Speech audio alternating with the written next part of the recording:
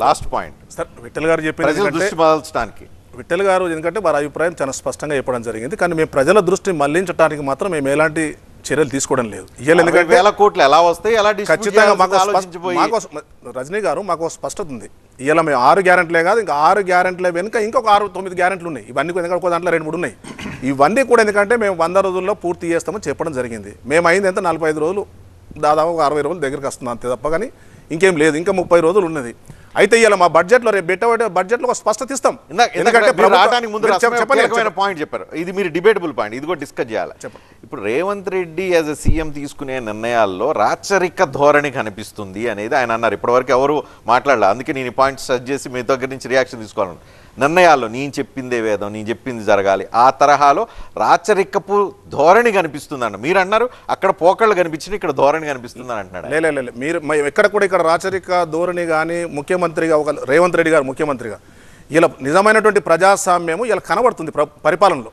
లేకుంటే మంత్రులు మాట్లాడేటోళ్ళ, ఎమ్మెల్యేలు మాట్లాడేటోళ్ళ, ఇలా మంత్రులు ఏ శాఖ, ఇరిగేషన్ శాఖ మంత్రి ఇరిగేషన్ రివ్యూ చేస్తున్నాడు, ఆర్ఎన్బి శాఖ మంత్రి ఆర్ఎన్బి రివ్యూ చేస్తున్నాడు, ఇంకో శాఖ మంత్రి చేస్తున్నాడు. ఇలా ఏ మంత్రికి డిస్కషన్ ఉంటే ఆ మంత్రిని ఢిల్లీ తీసుకెళ్ళి మాట్లాడుతున్నాడు, ప్రధానమంత్రి దగ్గరికి. ఇట్లా ఎప్పుడైనా జరిగిందా? ఇలా ప్రతి శాఖలో ఇలా సమర్థవంతమైనటువంటి మంత్రులు ఈ పరిపాలనలో ఇప్పటి దాదాపు నేను ఈ 10 సంవత్సరాలు మాత్రం చూడలేదు. ఇలా 11 మంది సమర్థవంతమైన మంత్రులు. ఒక నిమిషం, ఇరిగేషన్ మంత్రిగా ఉన్నాడు అలాంటి ఉత్తమ్ కుమార్ రెడ్డి గారు చాలా స్పష్టమైన అవగాహనతో రివ్యూ చేస్తూ ఉన్నాడు.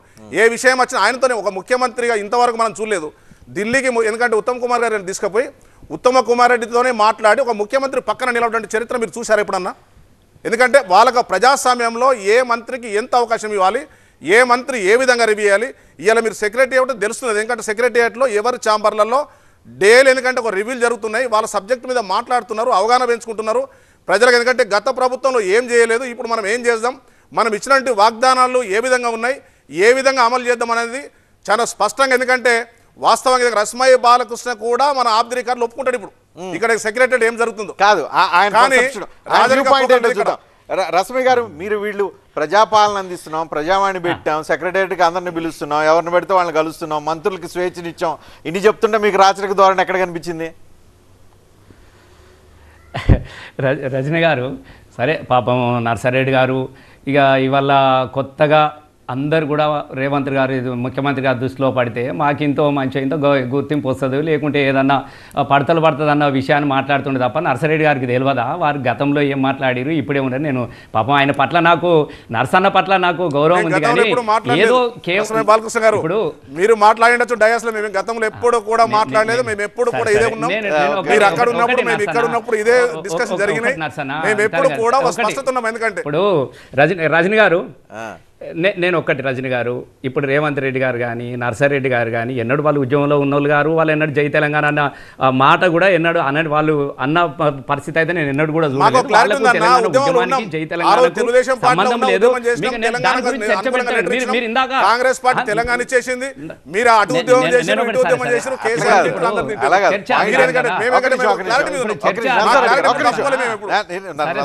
రస్మయ్య పాయింట్ సింప్లిఫై చేసి చెప్తా, ఆలోచన ఏంటి అనేది. ఉద్యమం చేసిన వాళ్ళం, దానికోసం పోరాడిన వాళ్ళం, సరే ఏదో ఒకటి అటున్నాము, మేము రాచరికం అనిపించుకోవాల్సి వచ్చింది. ఉద్యమం చేయని వాళ్ళు, ఇటువైపు ఉన్నవాళ్ళు, తెలుగుదేశంలో ఉన్నవాళ్ళు ఇప్పుడు అంతా వచ్చి తెలంగాణ గురించి, తెలంగాణ బతుకు అస్తిత్వం, దాని గొప్పతనం గురించి చెప్తుంటే వినాల్సి వచ్చింది అనేది ఆయన బాధ. ఆయన సింప్లిఫై చేసి చెప్పాను నేను. అంతేనా రస్మయ్య గారు? చెప్పనా? సరే, సింప్లిఫై చెప్పిన మాటగా చెప్తాను నేను. ఎందుకంటే సరే, వాళ్ళు చెప్పిన ఎందుకంటే రస్మయ్య బాలకృష్ణ లాంటి వ్యక్తులు అనేక మంది తెలంగాణ పాట రూపంలో, పద్యం రూపంలో ప్రజలను రెచ్చగొట్టిరు, ప్రజలు మాట్లాడిరు, ప్రజల్ని ఒప్పించారు. దానికి మేము కూడా స్పందించి ఆ రోజు ఏ పార్టీలో ఉన్నా, కాంగ్రెస్ పార్టీ అయినా తెలుగుదేశం పార్టీ అయినా ఎక్కడ కూడా, ఎందుకంటే ఎక్కడ కూడా వ్యతిరేకం చేయలేదు. అయినప్పటికీ కూడా తెలంగాణ ఇచ్చింది కాంగ్రెస్ పార్టీ, సోనియమ్మ. కానీ తెలంగాణ దేనికోసం కోరుకున్నాం మనం? ఇదే రస్మయ్య బాలకృష్ణ పాటలు పాడి దేనికోసం తెలంగాణ కోరుకున్నాము? ఈ నిధుల కోసం, నియామకాల కోసమే కదా. అవి జరగనప్పుడు మనం ప్రశ్నిస్తున్నారు. మళ్ళీ మీరు పాత కథ తీసుకొచ్చేసి మళ్ళీ మీరు తెలంగాణ రెచ్చగొట్టేసి మీరు రెచ్చగొడుతున్నారు. 10 సంవత్సరాలు మర్చిపోయారు మీరు. 10 సంవత్సరాలు మీరు అధికారంలోకి వచ్చేసి ఇదే రస్మయ్య బాలకృష్ణ ఎమ్మెల్యే అయిపోయి 2 సార్లు, ఎందుకంటే మర్చిపోయినా ఆయన పాటలు పాడిన విషయాన్ని మర్చిపోయినా. కేసీఆర్ కి దాసోహం ఆయన అన్నాడు, మేము ఎప్పుడు దాసోహం అనలేదు. ఎందుకంటే దాసోహం అని చెప్పేసి ఎందుకంటే మొత్తం తెలంగాణ ఉద్యమాన్ని వాళ్ళు ఎమ్మెల్యే అయ్యారు. రస్మయ్య బాలకృష్ణ ఎమ్మెల్యే అయ్యాడు, 2 టర్మ్ల ఎమ్మెల్యే అయ్యాడు. మరి ఏం పోరాటం చేసిండు ఆ ఉద్యమంలో? మరి అన్యాయం జరిగినప్పుడు, ఇదే పిల్లలకు అన్యాయం జరిగినప్పుడు 1400 మంది చనిపోయినరు. 1400 మంది చనిపోయిన పాటలు పాడింది రస్మయ్య బాలకృష్ణ. మరి మీరు 600 మందికి మీరు సర్టిఫికేట్ ఇచ్చేసారు, ఇంకా 600 మంది ఎటువైపు ప్రశ్నించిండా ఇదే రస్మయ్య బాలకృష్ణ గారు? అందుకని నేను అడుగుతున్నా, మేము ఎప్పుడు కూడా మేము ట్రాక్ తప్పలేదు. రేవంత్ రెడ్డి అయినా మేమైనా, ఎందుకంటే తెలంగాణ వాస్తవాలు చెప్పినాం, ప్రజాస్వామ్యం కావాలని కోరుకున్నాం, ఈ రాష్ట్రం అభివృద్ధి కావాలని కోరుకుంటున్నాం. ఇప్పుడు కాంగ్రెస్ పార్టీ అధికారంలో ఖచ్చితంగా మేము ఎందుకంటే అభివృద్ధి చేసి తీరుతాం. 10 సంవత్సరాల్లో ఏ అభివృద్ధి కాదు, నీళ్లు నిధులు నియామకాలు జరగలేదు, అవి జరిపి తీరుతాం మేము ఇలా ఖచ్చితంగా. చూడండి, మేము వెయిట్ చేయండి. మీరు చెప్పండి ఎందుకు తొందర? ఎందుకంటే మేము 100 రోజులు కూడా కాలేదు అధికారంలోకి వచ్చేసి, ఇప్పుడు ఏదో అయిపోయిందని చెప్పేసి రేపు పాటలు పాడండి. కాలేదో ఇంకా మీ రస్మయ్య బాలకృష్ణ గారు మళ్ళీ ఎందుకంటే ప్రజా ఉద్యమంలోకి వచ్చేసి నిజంగా మేము తప్పు చేస్తే పాటలు పాడండి, నిలదీయండి, తప్పేం లేదు మేము. చూడండి ఎంత ప్రజాస్వామ్యంగా ఉన్నారో. నిలదీయండి, మమ్మల్ని వంచండి, దించండి అని కూడా చెప్తున్నారు. మీరు ప్రజాస్వామ్యం లేదంటున్నారు. ఒక్క నిమిషం రస్మయ్య గారు. రజని గారు, ఇప్పుడు నర్సిరెడ్డి గారు ఒక 2-3 మాటలు అన్నారు. వాస్తవంగా పాపం నాకు నిజంగా చెప్తున్నా, నర్సిరెడ్డి గారిని చూస్తే నాకు జాలి అనిపిస్తున్నది. 1400 మంది కాదు, 10 మంది పేర్లు చెప్తారా? వాళ్ళ ముఖ్యమంత్రి గారు, నర్సిరెడ్డి గారు, కాంగ్రెస్ వాళ్ళు చనిపోయినటువంటి చనిపోయినటువంటి ఒక బిడ్డల పేర్లు చెప్పాలండి. నేను ప్రయత్నంలో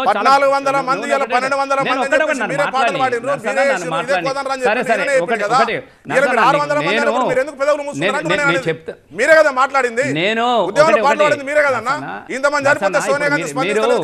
ఇప్పుడు తెలుగుదేశం పార్టీ స్పందిస్తలేదు.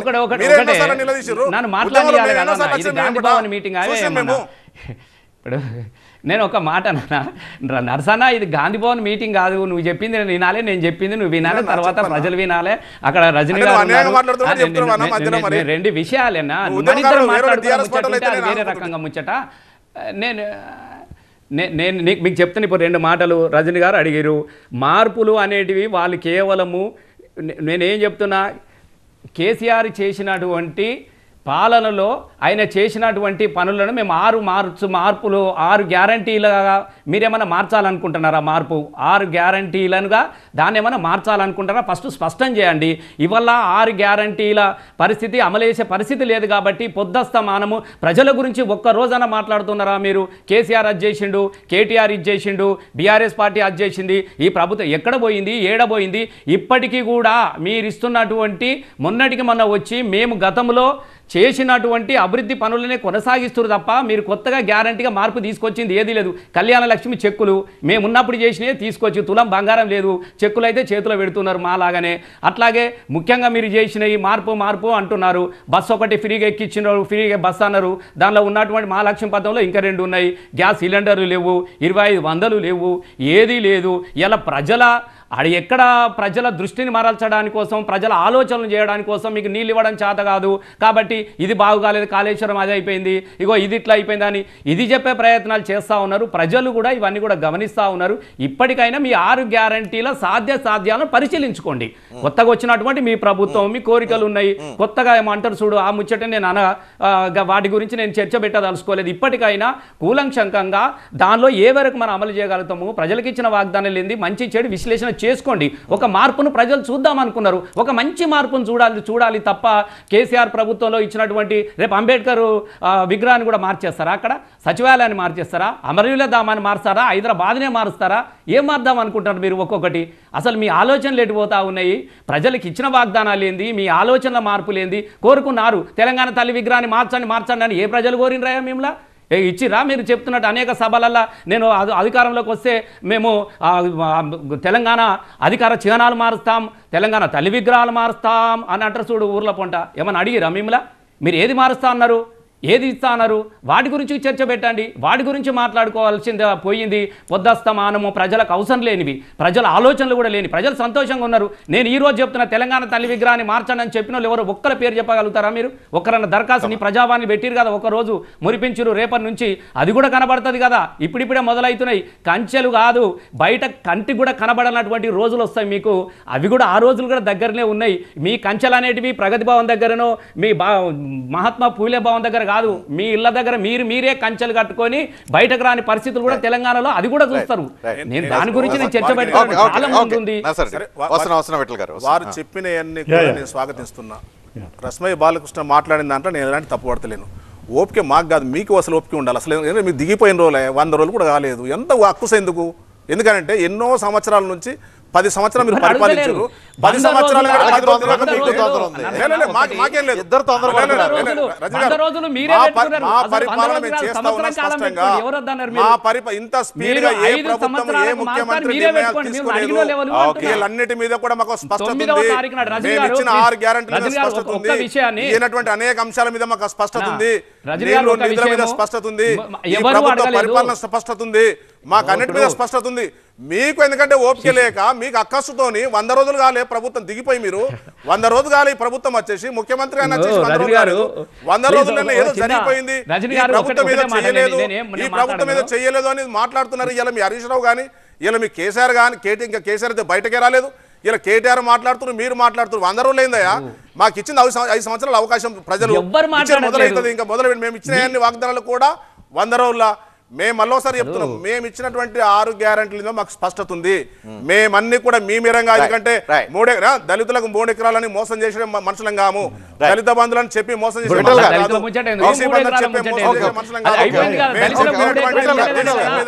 మాకు స్పష్టత ఉంది. మేము చెప్పినటువంటి ప్రతి విఠల్ గారు నేనేమంటున్నట్టే, ఇప్పుడు సరే 6 గ్యారెంటీలు 100 రోజుల్లో అమలు చేస్తామని చెప్పారు, సంతోషమే. 100 రోజుల్లో అమలు చేయకపోతే మా రస్మై బాలకృష్ణ మళ్ళా పాట అందుకుంటాడు, మళ్ళా ధూమ్ధామ్ కార్యక్రమం చేయడానికి సిద్ధంగానే ఉంటాడు. నేనేమంటున్నట్టే, నిర్దిష్టంగా సరే వైట్ పేపర్ ఇచ్చారు, నేను కాదనట్లేదు. మా అభిప్రాయం ఏంటంటే బీజేపీగా 6 గ్యారెంటీలు కేవలం ఎన్నికల్లో గెలవడానికి, ఒకవైపు ఏమో కేసీఆర్ ఏదో కోపంతో ప్రజలు ఉన్న సందర్భంలో ప్రజలను ఆకర్షించడానికి, అంటే అమలు కాని హామీలు ఇచ్చి 6 గ్యారెంటీలు అమలు చేయడానికి 60,000 కోట్ల రూపాయలని ఇవాళ వాళ్ళు ప్రజల ముందు ఉంచారు. ఈ ఎన్నికల వేళ దరఖాస్తులు ఇప్పుడు వెంటనే అమలు చేసే అవకాశం ఉండే నిజంగా ఆర్థిక పరిస్థితి ఉంటే. రాబోయే పార్లమెంట్ ఎన్నికలు ఉన్నాయి కాబట్టి ఎన్నికల వేళ అడావుడి చేసి దరఖాస్తులు తీసుకొని మీకు ఇస్తున్నట్టు ఇలా కోడ్ వచ్చేస్తే, కోడ్ వచ్చింది కాబట్టి మేము ఇవ్వలేమని పరిస్థితి తీసుకొస్తారు ఎట్లయినా. నేనేమంటున్నట్టే, ఇప్పటికీ కూడా మొన్న ఈ 2 నెలల్లో కూడా ఆర్బీఐ నుంచి ఇప్పటికే 9,000 కోట్ల రూపాయలు అప్పులు తీసుకున్నారు. అంటే ఈ రాష్ట్ర ప్రభుత్వం ధనిక రాష్ట్రము, సర్ప్లస్ స్టేట్ ఉన్నటువంటి రాష్ట్రము అప్పు లేకుండా ఉద్యోగులకు జీతాలు ఇవ్వలేని పరిస్థితి. అప్పు చేయకుండా రుణమాఫీ అప్పు చేయకుండా రైతు 10 సంవత్సరాలు వాళ్ళ పాపం. అందుకే కదా ప్రజలు మీకు ప్రభుత్వం తీసుకొచ్చింది కదా, మరి అయిపోయింది కదా, రికవరీ చేస్తారా? ఇప్పుడు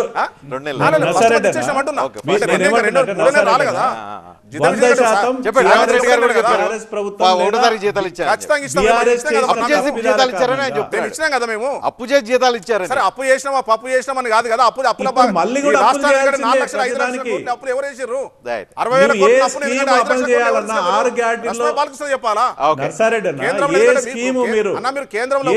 అమలు చేయాలన్నా బీజేపీ కేంద్రం మీరు ఏ స్కీమ్ అమలు చేయాలన్నా అప్పు చేయాల్సిన పరిస్థితి ఉందని చెప్తా ఉన్నాను. ఎవరిచ్చే 7 లక్షల కోట్ల అప్పు ఎవరు పోయిన ప్రభుత్వం చేసింది కదా.